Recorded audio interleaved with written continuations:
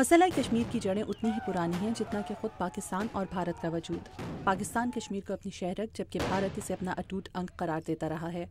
ماضی میں کشمیر کے حوالے سے کیے جانے والے معاہدے اور اقوام متحدہ کی قراردادیں اس حوالے سے بے نتیجہ رہی ہیں۔ جنوبی ایشیائی امور کی ماہر لیزا کرٹس کے نزدیک کشمیر دونوں ممالک کے لیے قومی تشخص کی علامت ہے۔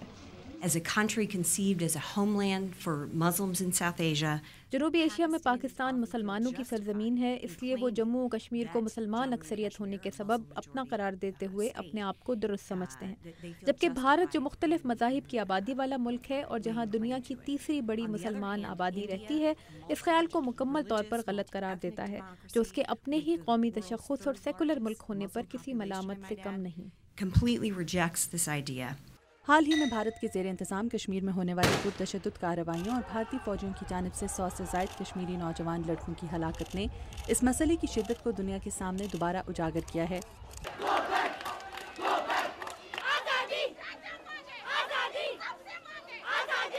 2008 میں صدر اوباما اپنی صدارتی انتخابی مہم کے دوران کشمیر کو اہم مسئلہ قرار دینے کے ساتھ ساتھ اس بات کا اعادہ کرتے دکھائی دیے تھے کہ صدر بننے کے بعد وہ مسئلہ کشمیر کے حل کے لیے پاکستان اور بھارت پر دباؤ ڈالیں گے، مگر ان کی صدارت کے 2 سال بعد کے امریکی منظرنامے میں اس وعدے کی بازگشت کہیں دکھائی دیتی ہے۔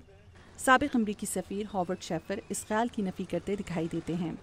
The reluctance of the Obama administration Obama انتظامیہ کی جانب سے مسئلہ کشمیر پر خاموشی اور پس و پیش انداز پاکستان کے لیے نہایت پریشان کن جبکہ بھارت کے لیے باعث اطمینان ہے۔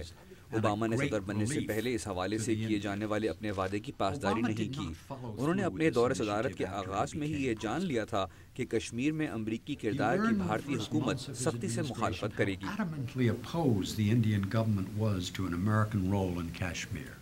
پاکستان کی جانب سے کشمیر کے حوالے سے دوبارہ آواز بلند کرنے کو جنوبی ایشیا میں بسنے والے مسلمان خوش آئند تو قرار دیتے ہیں، مگر کیا دہشت گردی اور معاشی بدحالی کے مسائل میں گھرا پاکستان اس کا متحمل ہو سکتا ہے؟ امریکی ماہرین کے نزدیک نہیں۔ پاکستان کی جانب سے مسئلہ کشمیر کو پوری دنیا اور بالخصوص امریکہ کے سامنے اجاگر کرنے سے کیا واقعی امریکہ ثالثی اور بھارت مذاکرات کی میز پر آنے کے لیے تیار ہو جائے گا؟ واشنگٹن میں موجود ماہرین اس خیال کو فی الوقت خوشکن اور بعید القیاس قرار دیتے ہیں۔ مدیحہ انور، اردو VOA، واشنگٹن۔